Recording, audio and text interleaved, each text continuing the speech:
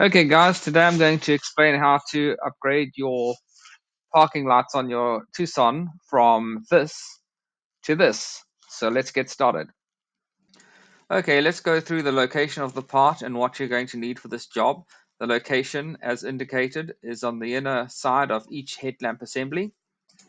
So obviously you're going to need the replacement bulbs, link in the description. I've chosen some here from Philips, and a Phillips head screwdriver to undo two little plastic clips that hold the air intake in place. So here you can see the location of the plastic clips. Just unscrew them and they'll come out quite easily. After a bit of wiggle, you'll get the pipe out and then you'll have a clear space to work.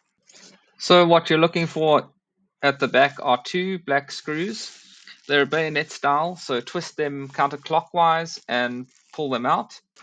You will then see the long plug with the bulb at the end of it. Just pull on the bulb and it will come out. Replace with the Philips LED and reverse everything you've done up until now. Replace the pipe and you'll be done. Thanks for watching, guys, and safe driving. If you like my video, please leave a like and a comment underneath, and see you on the next one.